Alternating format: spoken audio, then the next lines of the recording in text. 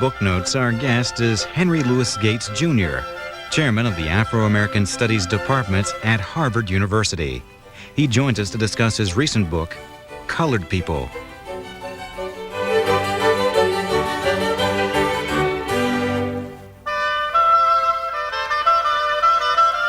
Henry Louis Gates, Jr., author of Colored People. Why the title? Well, we were colored in the 1950s, and this is a book that attempts to recount what it was like to be of African descent in the United States between 1950 and roughly 1970. And partly it's a book about names and naming, and not only the names that the race has given itself, from colored people to Negro to black, ultimately to African American, but also one's own names. As you know, I talk about the names that were given to me at different points in my life, and then finally when I was 25, I took my father's name. Where'd you get the name Skippy? From the time I was born, the day I was born, my Uncle Raymond called me Skipper, and then it became Skippy. We were Piedmont's on the river. Piedmont, West Virginia is on the Potomac River 2 hours west of Washington, so there's a whole marine mentality there, and so I became the Skipper.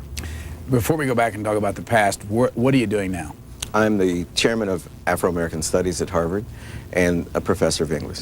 And how long have you been doing that? This is the beginning of my 4th year.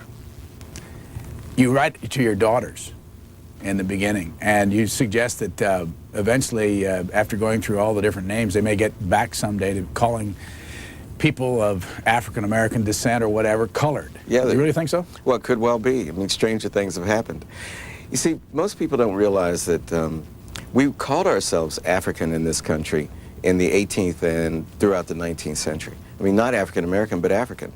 For example, the African Methodist Episcopal Church, which was formed in the late 18th century, has that name to describe black people. So the names have always been mutable. We've always been at war with racism in this country, and one of the arenas of that war, one of the crucial arenas of that war, was the issue of names. Because we had the most hideous name put upon us by the most hideous aspect of the American public, and that, of course, was nigger. So nigger was always at the base, the foundation, the bottom line, and we were always running away from that kind of aspersion. I didn't do it, but if I had more time, I think I would have gone through and counted the number of times you used the word nigger in the book. Quite a lot. What's the point? Well, I'm quoting people. I'm quoting my father, I'm quoting my uncles, I'm quoting sometimes my mother, the people I grew up with. This is a book about black vernacular culture. This is a book about what black people thought and felt when no white people were around. I tried to imagine myself as a video camera on the sofa of our living room circa 1955, 1960, 1965, and finally 1970. And we use the word nigger all the time. Sometimes it's used very lovingly, sometimes it's used in a mean-spirited way. But it's a natural part of our culture, of our language. Where'd the word come from?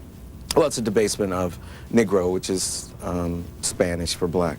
Did you ever, though, go and find the exact spot where that name started, that word started? No, linguists have. They can trace it to the 17th century. And it's, again, a debasement of Negro or a debasement of Niger, N-I-G-E-R, like the Niger River, or Nigars, N-I-G-A-R-S, which the word, excuse me, the word which was used to describe the first 20 or so slaves who came to Jamestown in 1619. How many daughters do you have? 2 daughters, Maggie and Liza, ages 14 and 12, going on 40. Now, have they read this book? Yeah, they have, actually, and they've attended 2 readings that I've given of the book, parts of the book. And I always read the preface when they're in the room because it's, as you know, it's in the form of a letter written to them. The whole book in its first draft was written in the form of letters to Maggie and Liza. I was in Italy at the Rockefeller Foundation Conference Center at Bellagio, which is on Lake Como, near Milan. And I woke up the first day there, and it reminded me so much of Piedmont. It's on this beautiful lake. Piedmont's on the banks of the mighty Potomac. Bellagio has the pre-Alps coming down to the left, hitting the lake, and we had the mighty Allegheny Mountains. And so by extension, I reimagined myself at home, and it was wonderful. And the girls were back in Boston, and so I wrote them a letter every day. So each chapter was called a date. The first was July 10th, the second was July 11th, and I wrote them 20 to 30 pages a day for 2 weeks. I lost 10 pounds doing it, Went down to Milan, came back, and then I finished the first draft of the book over the next 4 weeks. It was quite exciting for me. By the way, how does somebody get to go to Italy under the Rockefeller aegis to do this kind of thing? Oh, and so you just contact the Rockefeller Foundation. They'll send you an application. It's quite competitive. But lots of scholars and creative writers and creative artists and potters and sculptors, dancers, musicians apply. I think there are 14 or 15 scholars and artists in residence at any given time, and you stay for 5 or 6 weeks.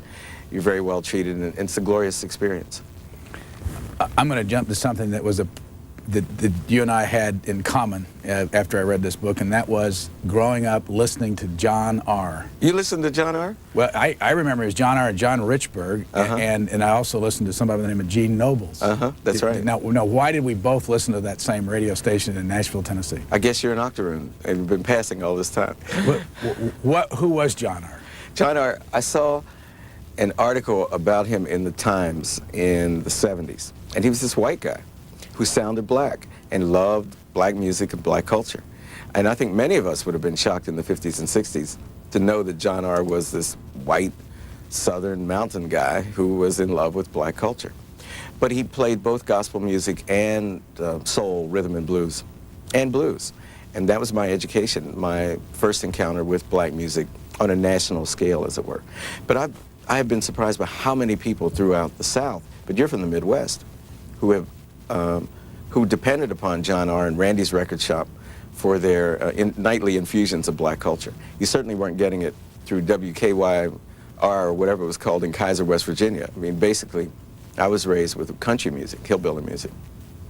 Well, when I grew up in Indiana, we used to listen to Ernie's, Buckley's, Randy's Record Shop, and they had these disc jockeys that talked the, it was the talk of the day and all that. And I just wondered how we both came to that radio station, what influence it might have had on that whole area. And how could you, was it difficult to hear it in Piedmont, West Virginia? Yeah, you couldn't get it in the day, you could only get it at night. It was on AM. It was very scratchy, but you would solder your radio dial to this, to its point on the dial and listen to it every night. And I had an older brother who was 5 years older.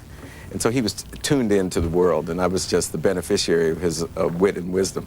And he would wait till my parents were asleep, then he would turn it on low, and we had bunk beds, and I'd sit there and listen. And it was great. It was an aspect of black culture that I didn't encounter in my daily life.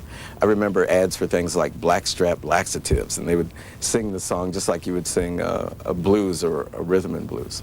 So it was very important to me. Then you could, as you know, then you could order the records. So we would order these 45s through Randy's Record Shop, which again we could not get in our local record stores. But the fact that you were raised on this just as I was indicates how integrated black and white culture really was, even in the 1950s and 1960s, though America officially denied it. Officially, you remember, we had this white Anglo-Saxon derived culture. And so everybody else's culture, particularly black culture, was subterranean, driven underground, because it was an embarrassment. You couldn't, it was the relative you couldn't take out to dinner. And, but through popular culture, through electronic culture, all those barriers started to break down. MTV, of course, is the example for this generation. Though MTV took a long time to integrate. I don't know if you remember, but they wouldn't show any black artists.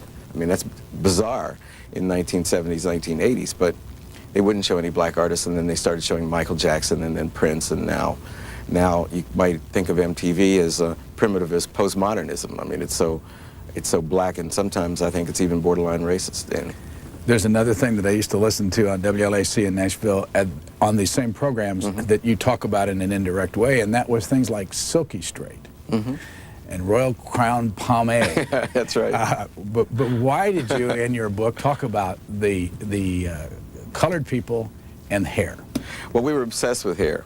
In my community, we were obsessed with hair. And judging by the number of letters that I've received from black people throughout the country in response to those sections of the book, I think the race was obsessed with hair. We were obsessed with hair and color, and that's a result of the slave system. The slaves who were mulattoes obviously had been fathered by the owners of the slaves. They had obviously been fathered by white people. And often they had privileged positions. In addition to having a light complexion, they often had straighter hair, obviously, because of the genetic mixture. And this class system which emerged throughout slavery, often the result of rapes or violent enforced sex, played itself out through our culture for the next century. So that having a fair complexion became very, very important for some people, so important that they bleached their skin. Having straight hair became very important to people as a status symbol, and so often they straightened their hair. Or if they didn't straighten their hair, I mean, I never straightened my hair, but I would put different kind of pomades on it, different kinds of oils, as we would call it, which basically was very thick grease, and brush it or wear a stocking cap to make your hair to appear more naturally wavy, as we would put it, than it really was. Another thing that I did early in my life, I think I was probably about 18 years old, I interviewed Nat King Cole. Oh, you did?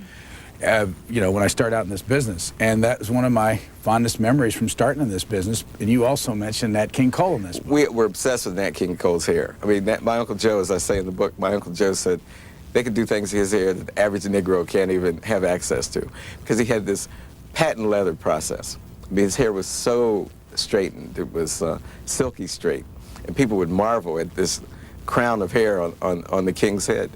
But he had this beautiful voice, and nothing could ever take away from that. I say in the book that I argue with an African friend of mine. The African friend is Wole Soyinka, the Nobel Prize laureate from Nigeria. He got the Nobel Prize in 1986. And he finds any form of straightening hair disgusting and a sign of Uncle Tomism and hopeless race self-hatred. And I would always defend, and still would, Nat King Cole's right to wear his hair in whatever way he wants. But Nat King Cole's hair is the equivalent for its time of Michael Jackson's, the treatments Michael Jackson does to his hair. Look at the pictures of Michael Jackson 20 years ago when he had a kinky afro, and then look at his hair now. What about the Nat King Cole, though, that appeared on television, and how important was it to you when you were growing up?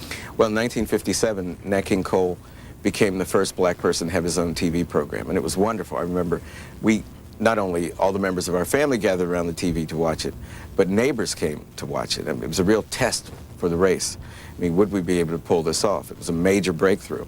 And he would have white guests, and he was just the straight host. But of course, he would sing at the beginning, in the middle, and at the end of each of his programs.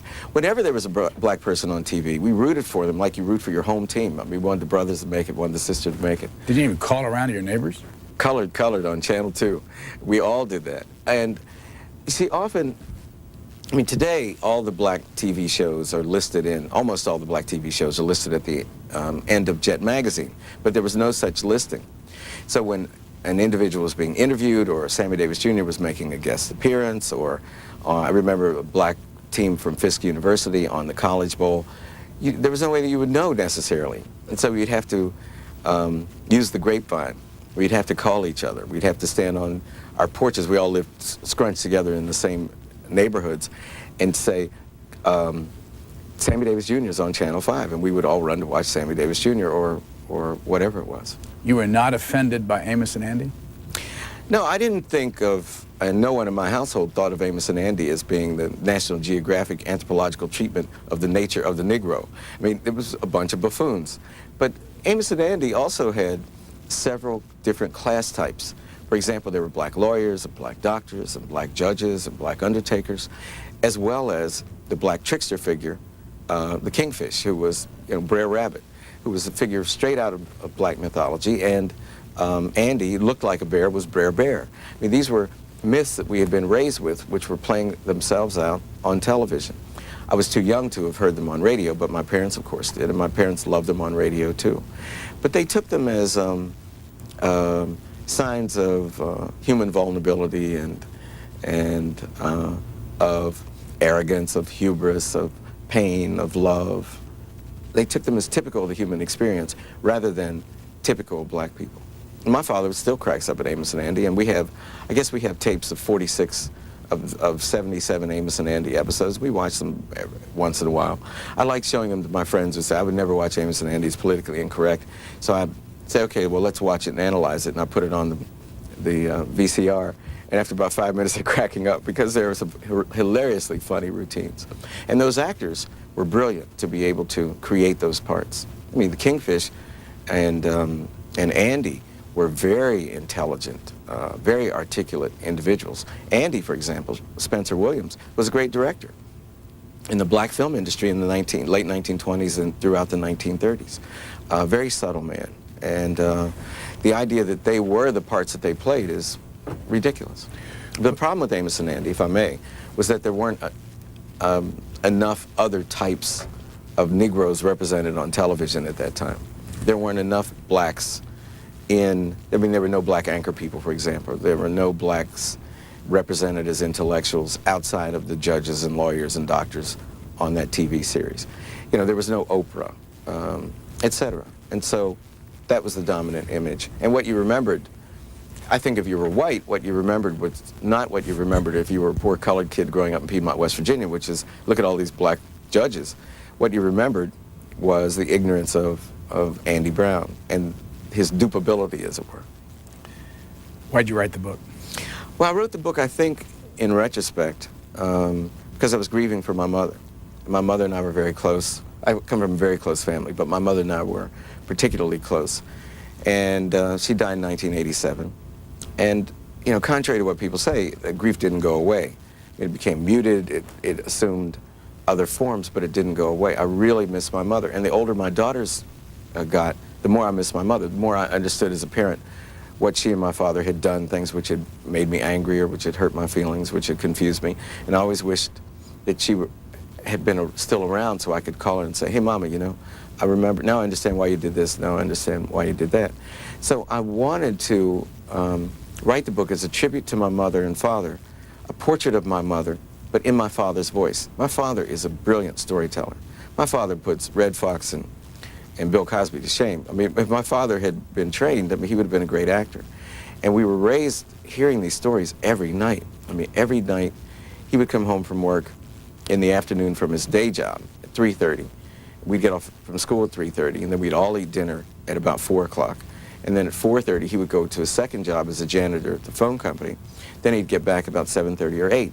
And then we would gather around the television, just like you imagined, if you were growing up in Piedmont, you imagined that New England families did around a fireplace in the wintertime. And you would watch television till 9:30 or 10, whenever our bedtime was. And my dad would do a running commentary on whatever we saw on television. And he would read, he'd do crossword puzzles. He subscribed to Alfred Hitchcock's magazine. He loved detective stories, which is why I love them too. And in between reading and looking at the TV and we'd do our homework, he would comment on everything and say, this reminds me of once upon a time, you know, one day when we were at Camp Lee, Virginia during World War II, such and such happened. So these became our canonical stories, and many of the stories in Colored People are my father's stories. So I was imitating that voice. I was hearing my father's voice. And I think the most satisfying response that I got to the book was my brother, who was a very distinguished oral surgeon here in New York. My brother called me after he read it in Galleys and said, you got Daddy's voice. And that's what I was striving to do. At one point, you have a line in there, something to the effect, my mother despised white people. Yeah, my mother hated white people. All her life? Probably. I didn't know until 1959. We were watching Mike Wallace's documentary called The Hate That Hate Produced. It's about the Nation of Islam.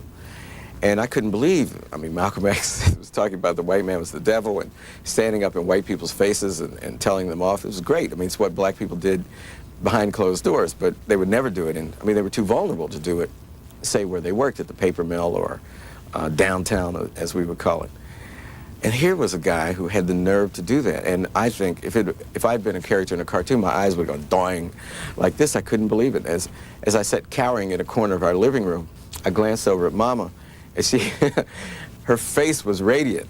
I mean, this smile, beatific smile started to transform her face. And she said quite quietly, amen. And then she said, all right now. And she sat up and she was saying yes. And she loved Malcolm X and she loved what the Muslims were doing. And I couldn't believe it. It was like, as I write, it was like watching the Wicked Witch of the West emerge out of the transforming features of Dorothy. This person I had thought of as this pioneer of the civil rights movement really had a hard time with white people. And the more I got to know her, and these weren't easy anecdotes for her to repeat. But the older I got, she became more willing to share painful experiences of white racism.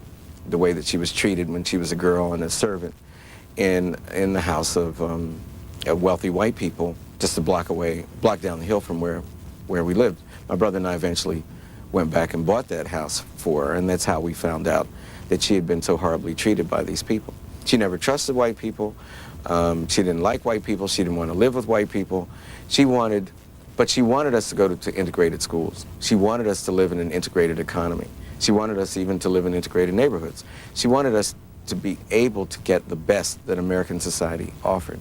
She wanted us to be articulate, to speak white English, as we would call it, as well as black vernacular English. You know, she wanted us to know how to dress, how to talk, how to act, how to behave. She wanted us to go to private schools, to the Ivy League. I mean, she wanted us to be as successful as it was humanly possible to be in American society. But she always wanted us to remember first and last that we were black and that you can never trust white people. And so when I brought my fiance home, who happened to be a white American, I thought World War III was about to break out between me and my mother, not to mention between my mother and my fiance. And is your wife white? Yeah, she's white. How did your mother react to did she go to the marriage? Oh yeah, she was fine. My mother, I don't think I could have done anything to make my mother stop loving me. But my mother took a long time to decide how she felt about my wife, and they had many confrontations, many bad. My mother used to do things like say, "I bet you hate black people, right?" And I'd say, "Mom, please, you know, this is not the way we should start our relationship." She said, "Just checking."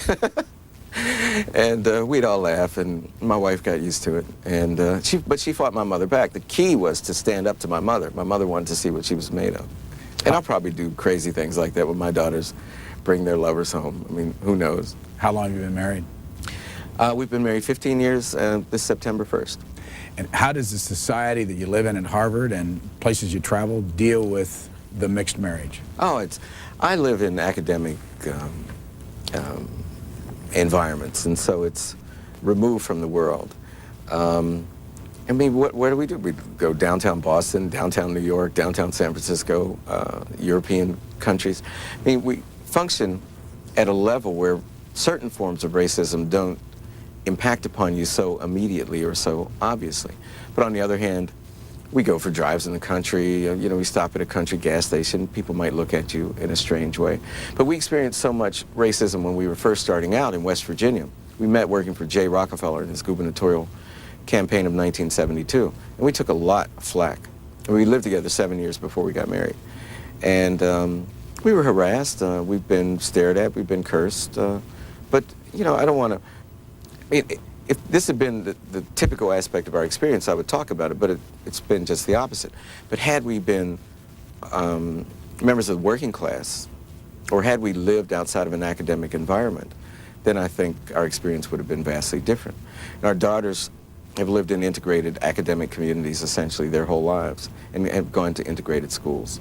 So they have a thorough knowledge of African American middle-class culture, we might say, but traditional African American culture they didn't know very much about. And that's one of the reasons that I wanted to write this book. We also send them to West Virginia quite a lot, so they can be with all their cousins on my side of the family. And that's full immersion in traditional black culture. Where is Piedmont, West Virginia? 2 hours west of Washington on the Potomac River. How big is the community? When I was born, it had 2,500 people, and that was in 1950, and I think according to the 1990 census, it has 1,100 people, and about half of them are my cousins. And how many black Americans live there? It's 380 black Americans live there, I think. I checked the census when I was writing the book. What's it look like? It's on the side of a hill. Piedmont means the foot of the mountain. So there's a Potomac River Valley basin, and then the Allegheny Mountains come right down to the river, and we're smeared, this little village is smeared alongside that mountain. And there's a traditional black neighborhood downtown and a traditional black neighborhood up on the hill, though more and more of the town is becoming black. How long did you live there? Till I was 18, and then I went away to Yale. You had how many brothers and sisters? I have one brother, Paul Gates, and no sisters. And my mother was one of 12, and so I have lots and lots and lots of cousins, most of whom work at the paper mill Westvaco, and most of whom are very content. Are those the Colemans? They're the Colemans. And the Gateses live 20 or so miles away. Now, if I remember correctly, one of your grandparents on your mother's side, when, I think it was your grandmother, correct me if I'm wrong, when she died or your grandfather died, that there was a white preacher? That's right. And there was a strong reaction to that? Yeah, one of the costs of integration, which is one of the sub-themes of the book, was that traditional black culture would, because of the force of integration, would disappear. So that the black church where my grandmother went every Sunday, I mean, she died when she was about 90 years old. I want to say every Sunday for 90 years, but certainly every Sunday for 70 years. That black church effectively doesn't exist anymore. I mean, it's still there. It has a very, very tiny congregation, but it was too small to hold all the people who wanted to come to my grandmother's funeral.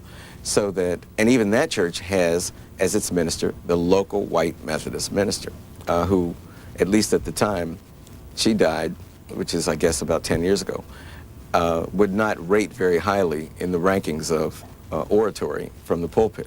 I mean, black people, the black people with whom I grew up, loved preaching. They loved singing, they loved preaching, and what they didn't get through integration was great preaching. You tell lots of little stories through the book. One that I remember is the one of the barbershop.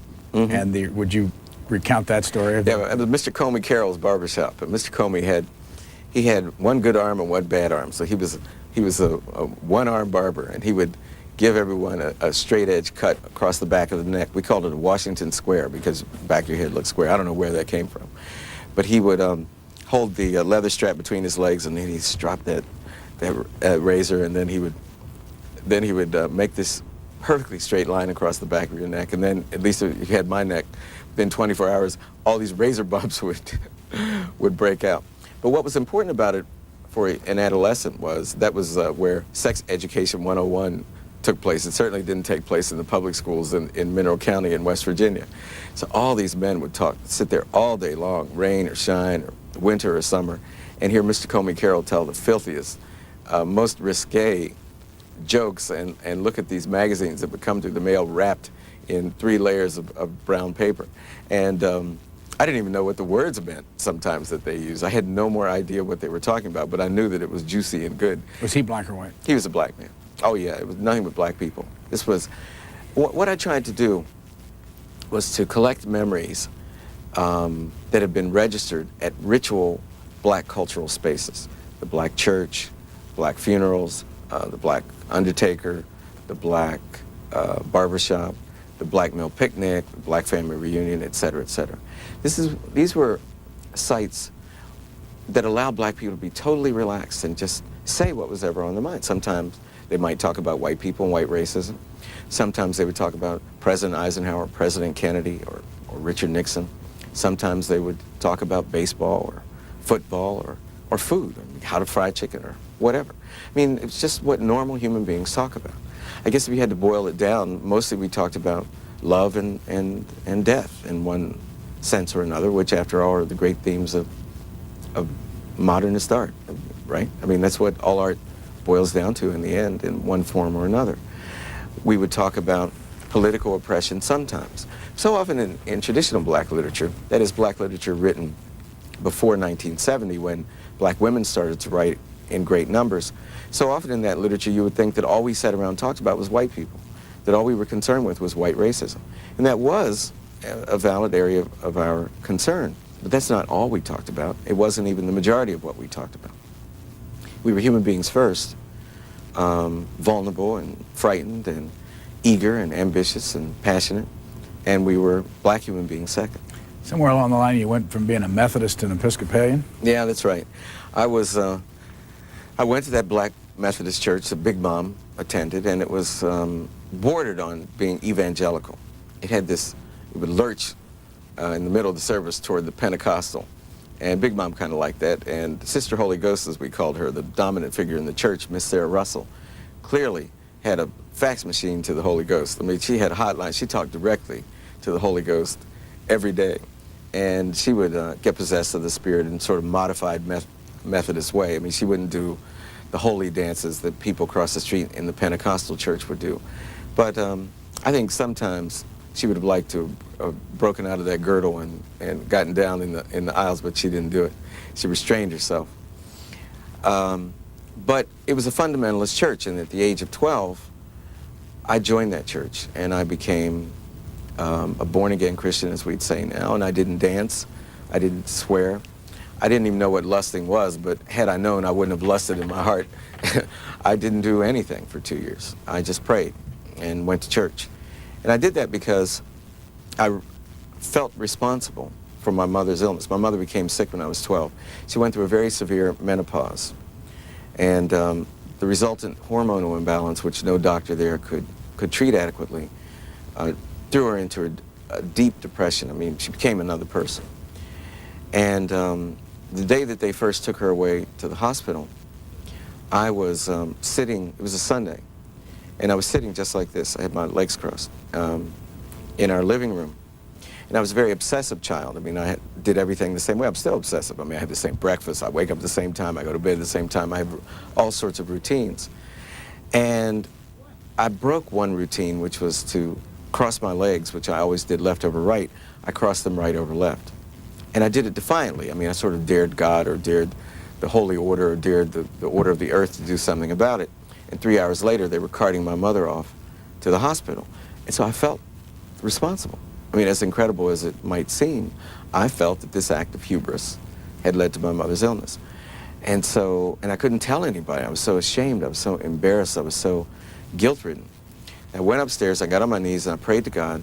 And my mother thought she was going to die. And before they took her off, she hugged me and she said, look, I'm going to die. And I want you to love your father and be good, you know, all that stuff. And I cried, of course, hysterically. Then I went upstairs and I prayed that God would bring my mama back, and if he did, I would give my life to Christ. And a week later, my mother came back, and 2 weeks later, I joined the church. Well, when I realized 2 years later that mama was going to be depressed, but she was not going to die, and also that I couldn't really stand having a mind that I had. I loved ideas. I certainly never had a fundamentalist or a literal understanding of anything. I mean, you can't grow up with a storyteller and be a literalist. I mean, everything's an allegory almost. Everything's a metaphor. It's the nature of the story. And so the idea that the earth could be created in 7 days, or that the sea would actually part, or that whatever, was very hard for me to take. And my father's family had been Episcopalians for 100 years. My great-grandmother, Maud Fortune, founded the Colored Episcopal Church in Cumberland, Maryland. And so this was part of my tradition, but when my father married my mother and moved to our village, he just stopped going to church because the white Episcopal Church was very upper class and was not integrated. And when he tried to go there, they told him he would have to sit in the back of the church at the last pew because each family had its own pew. And he just said, thank you very much, but I'll pass on God. So when I was 14, I had broken my hip playing football, which was misdiagnosed by this racist doctor.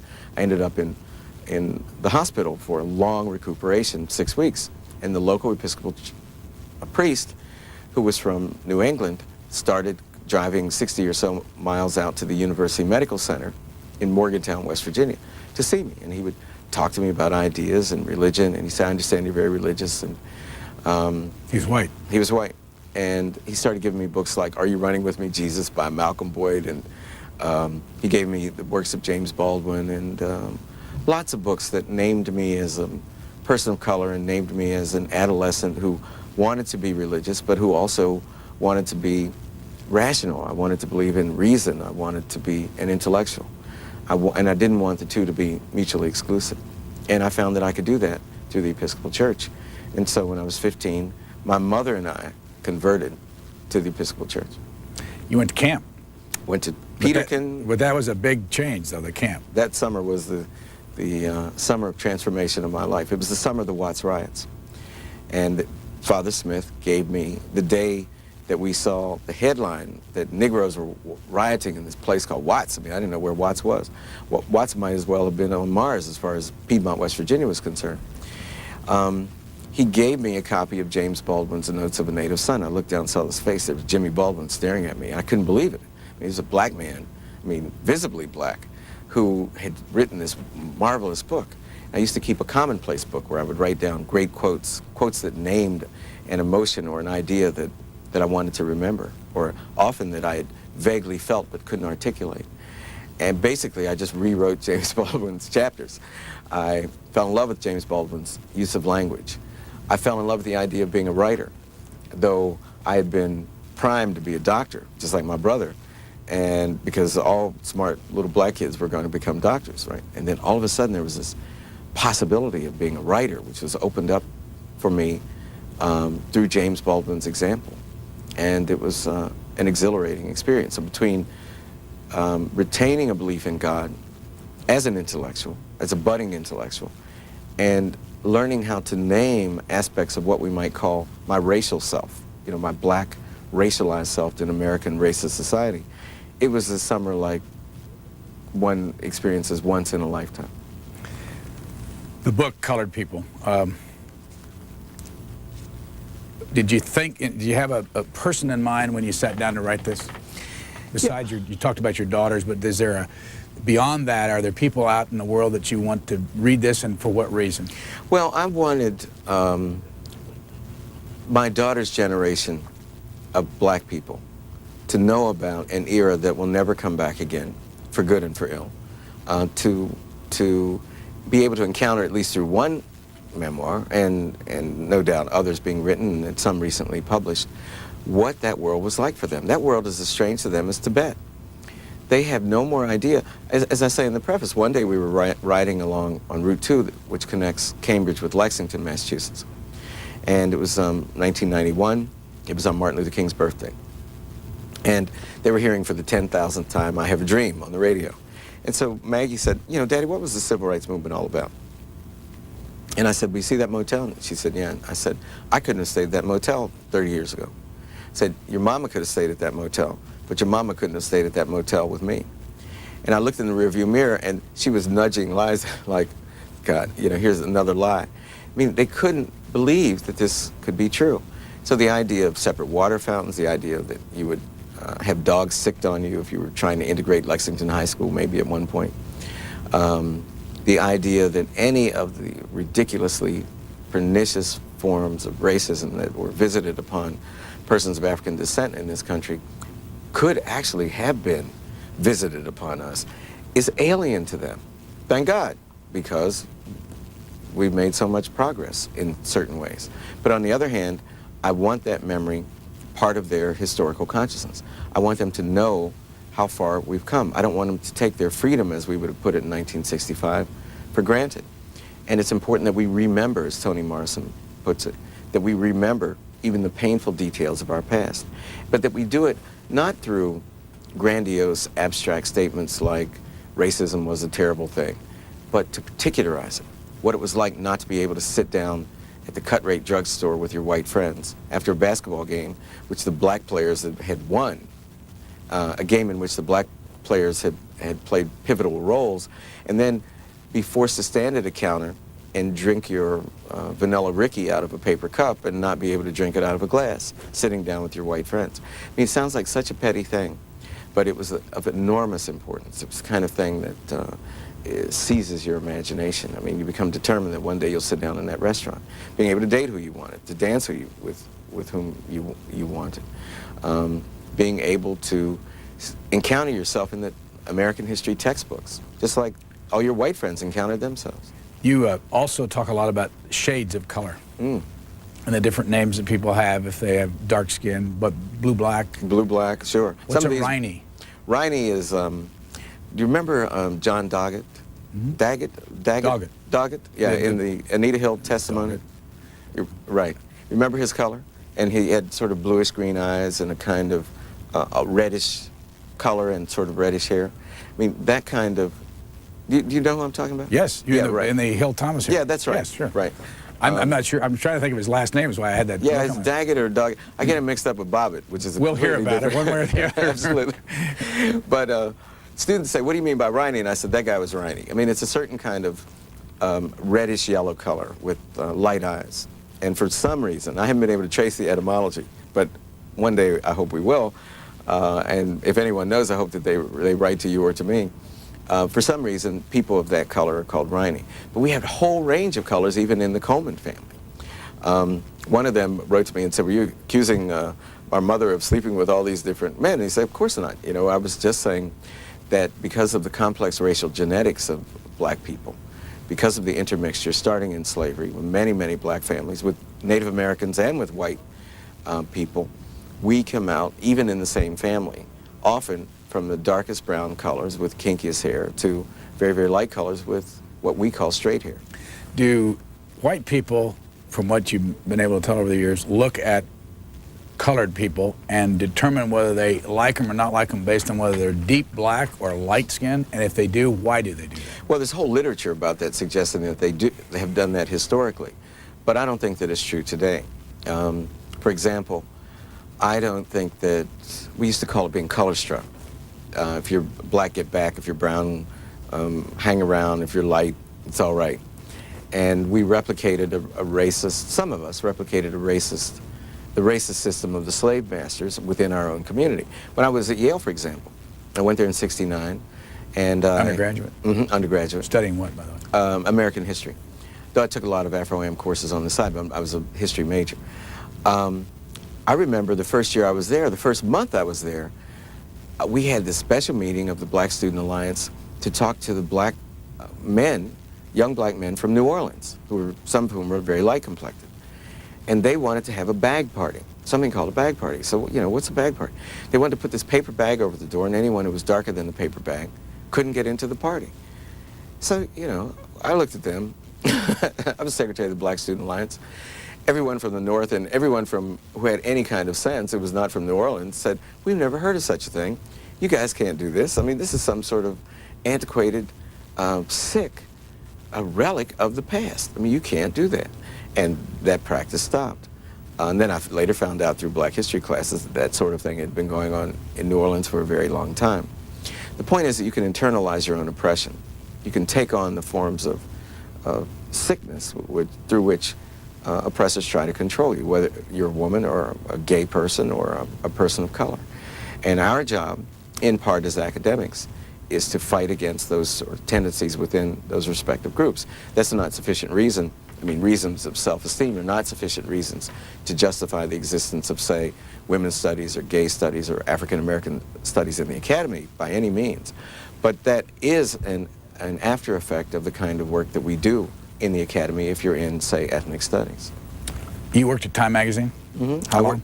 Worked at Time Magazine for 6 months a year for 2 years, between 1973 and 1975, in the London Bureau. What were you doing the other 6 months? I was a graduate student at Cambridge.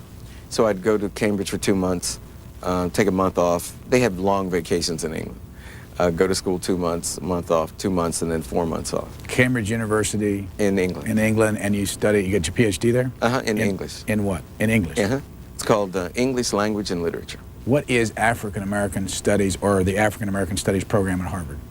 Well, and let me say that, and this is an important segue into the answer to your question, there was no African or African American Studies at the University of Cambridge. I mean, I was told in no uncertain terms that I could write about Milton or Shakespeare, maybe even Pound and Eliot, who had just recently been introduced to the canon, but certainly not anything African or African American. And after months of arguing, they allowed me to choose as a topic the Enlightenment, the 18th century, and to look at how Europeans wrote about the first African and what we would now call African American writers who published in English and French and German and Dutch, so it was sort of a compromise. But even Wally Soyinka, who later got the Nobel Prize, even he, who was a professor there, was not given an appointment in the English department. He was appointed in the social anthropology department because the English department said that African literature was anthropological or sociological, but it was not belletristic, and it was not properly housed in the English department. Well, that's important because I began my career sort of fighting for what we call cultural pluralism or multiculturalism within the traditional disciplines. And the advantage of winning a battle like that within a traditional discipline is that you speak with more authority from the inside. You know, I've satisfied their rituals, I passed their examinations, I studied the great Western tradition, and it is a great tradition. The tradition of literature in the English language is sublime. There's no question about that. I would never want to get rid of Shakespeare or Milton or Virginia Woolf or any of these people. But I want to make room for other great writers like Wally Soyinka or Derek Walcott or Toni Morrison. or Marquez, or the list could go on and on and on. And that's been a very important battle, and it's a battle, quite frankly, that I think we've now won, because most major schools of education now accept the principles and premises of a multicultural literary or multicultural historical curriculum. What we're trying to do at Harvard is to create, well, quite frankly, what I hope will be the greatest center of intellection concerning persons of African descent in the old world and the new world.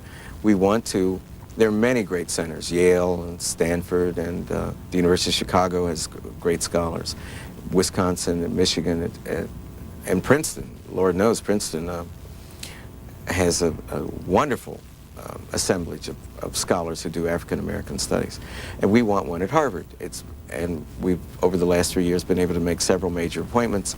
Evelyn Brooks Higginbotham and the federal judge Leon Higginbotham, and most recently Cornel West from Princeton, and Anthony Appiah, the great African philosopher who was at Cambridge with Soyinka, and at the same time I was.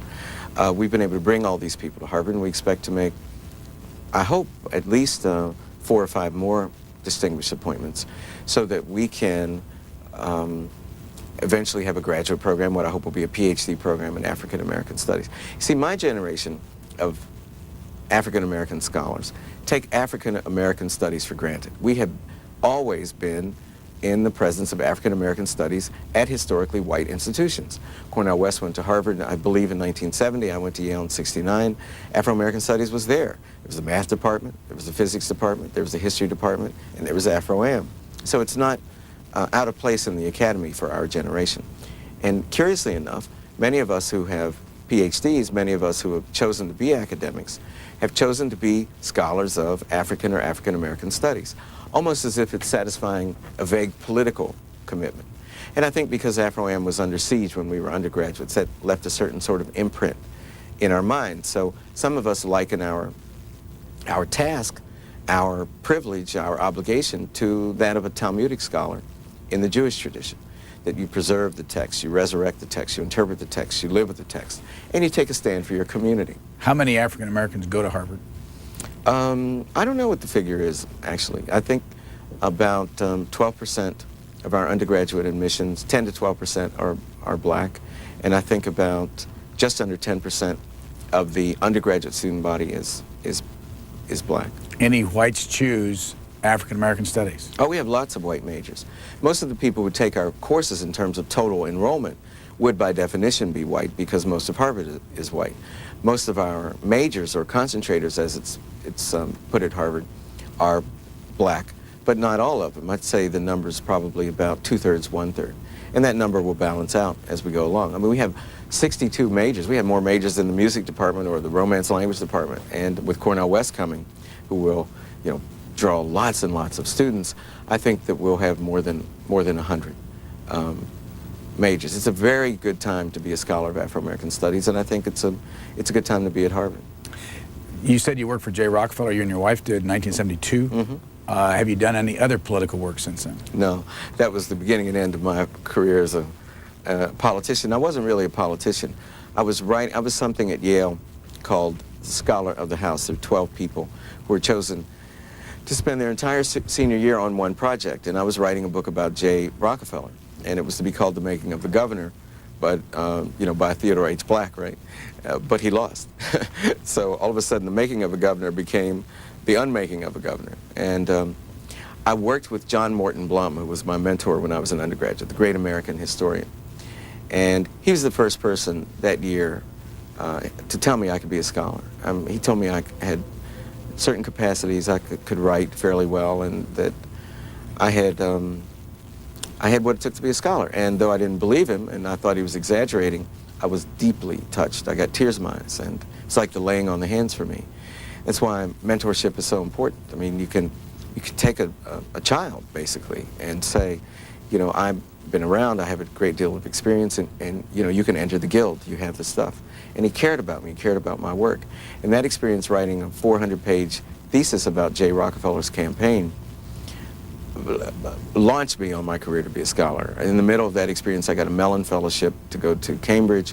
And then when I went to England, instead of wanting to be lawyers and doctors and journalists, like all my friends did at Yale, most of my friends, the smartest people there wanted to become academics. And then I met Anthony Appiah, who's this brilliant African who was nicknamed the Black Wittgenstein. And I saw this great potential to be an academic. And then there was Soyinka, this great writer who had given his life over to arts and letters. And I had these two models in front of me every day, and I decided that's what I wanted to. And I abandoned any idea of being a lawyer or a doctor, and I became a scholar. When did you know that you had the mental capacity to go to Yale and Cambridge and get a PhD and then teach at Harvard? Well, my mother decided that my brother and I had all that 2 seconds after we were born. I mean, my mother, like any mother, I mean, I would presume, I mean, my mother thought that we were God's gift to the earth, and she sort of told us that every day. I mean, it's not that she didn't discipline us, but she reinforced over and over and over again that, in her opinion, we were beautiful and brilliant and whatever else. And I don't know if any of those things were true, but if someone says it to you every day like a mantra, you become hypnotized by that. I mean, self-confidence is bred in the home, and my mother bred a tremendous amount of intellectual self-confidence in my brother and me. And we always knew that we would be loved, no matter what. They would say, as long as you do your best, we will love you. But you eventually had to score points, score grades. Yeah, but from the beginning in elementary, by the time I was first tested, and I don't know when my brother was first tested, but I was first tested when I was 5 years old. I always scored well on standardized tests, and I still do. I haven't taken one for a long time. But that had to do, I think, with the presence of literacy in the home, both my father's stories and the example of my mother and father reading to us and reading in front of us. And do you read to your kids? I did when they were very, very young. Now they read to me. You say in the book that you used to read the Washington Post every day, and you're 2 hours away from Washington. That's right. What age did you start doing that? Went junior high school. Why? Because I would watch It's Academic, which was this high school quiz show with Mac McGarry, I think was the guy's name. And they would have black shows and integrated teams, and there were a lot of questions I could answer and a lot of questions I couldn't. We used to watch Jeopardy and all the quiz shows, and my father is a Jeopardy junkie. I mean, every night he interrupts our dinner. I mean, he lives with us part of the year, and he'll interrupt the dinner by running over to the TV and turning it on and say, "Dummy, I bet you can't beat me tonight." And, you know, all of us will sit there and compete with Jeopardy. I mean, that became part of our culture, sort of quiz show, encyclopedia culture. How old is your dad now? He's 81. And you said that growing up he was a janitor. Yeah, that's right. That was his second job. He was a paper loader in the day, and then he became a union official somewhere along the way. And at night time, he was a janitor. How much of this book does the writing matter to you? Just the writing itself? All of it. And what have people said about your writing that either you liked or didn't like? Well, there have been several nice things said. The reviewer for the Washington Post, I'm blocking his name, but you know who it is. Jonathan Yardley? Yeah, Jonathan. Jonathan said, it was very interesting actually. Jonathan said that I was trying to basically coddle up to the black vernacular community by imitating this voice artificially, because it was not a voice that I owned, that I possessed. It was not a voice that was natural to me. But Jonathan only knows me through books like The Signifying Monkey and op-ed page pieces in the Post and the New York Times and book reviews in the New Yorker. I mean, I have different voices, and this is my voice when I'm with my friends and as it were with my people, and when I'm in Piedmont, West Virginia, and that's the voice that I tried to replicate in this book. Now, I would love to be a writer. From the time I saw James Baldwin, I wanted to be a writer.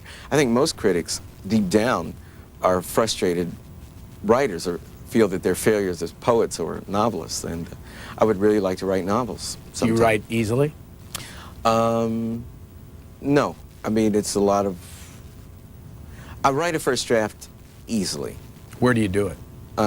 At home, I have a study, and in my office at Afro-Am at Harvard, right at Harvard What time Square. of day? In the morning. I do my best writing in the morning. I'm a real morning person. How early? Well, I get up at 6:30 every day, and I make coffee for my wife, and then I jump on the treadmill and read the op-ed page of the Times and the editorials, and then I start to work. That's it, every day. And how much do you write at any one time? Well, when I'm on a roll, like when I was writing Color People, I was cranking out 25, 30 pages a day. But you can't do that. I mean, you burn up. It's like this machine will explode. Sometimes if I get one page a day, sometimes I go weeks without writing anything. I try, because I'm an administrator now, because I'm chairman of Afro-Am and because I'm the director of the Du Bois Institute, I'm not a free agent anymore. I spend a lot of time raising money for endowment campaigns and things like that and recruiting people like Cornel West. And that's very important to me. I want to leave, as part of my legacy, the creation of this institution, and I can't write like I used to. So that's why I do so many book reviews. Do you teach at all anymore? Mm-hmm. All chairs at Harvard in the Faculty of Arts and Sciences teach 2 courses a year, and I teach 1 undergraduate course and 1 graduate course. And I love teaching. In what? In this year, one will be the introductory course for the sophomores in the major of Afro-American Studies, and I'll do it on autobiography and the memoir. The other is a graduate course on black women's literature. What's the difference between an autobiography and a memoir? Well, mine is a memoir. An autobiography is something that attempts to explain how John Smith became John Smith. A memoir is more of an attempt to record an era, the sepia-toned era of the 1950s for colored people. And do you have another book you're ready to write? Well, the joke among my friends is that now I'm stuck in this cycle, so the sequence will be colored people, then Negro, then black, and then African American. There'll be 4 volumes. And by that time, my daughters will be Neo-Nubian, so maybe I'll call the 5th volume that. But I don't think so. I would like to write a book about my father, with my father, about his experiences in the segregated units at Camp Lee, Virginia in World War II. I had some other chapters that didn't make it into the final form of this book. And while Daddy's here, I'd like to record those stories. I also would like to write about the years between 1968 and 1975, basically my education, my higher education at Yale and at Cambridge. Not so much a story about Yale or Cambridge, but stories about the transformation of the Negro middle class into the sort of integrated middle class. Again, we were the first generation of sufficiently large numbers of black kids to enter historically white institutions at Yale and at Harvard and at places like NBC and CBS and Time Magazine, the New York Times, et cetera, et cetera, et cetera. Final question. If after this book came out, people began to refer to you as a colored person, how would you feel about it? Well, it depends on what kind of smile was on their face. I identify myself as an African American. I like that because I'm an Africanist as well as an African Americanist. I go to Africa 2 or 3 times a year, and I write about Africa, and it has a great deal of dignity. But I don't really care what people call us. Henry Louis Gates, Jr., author of Colored People, a memoir. Thank you very much for your time. Thank you. I enjoyed it.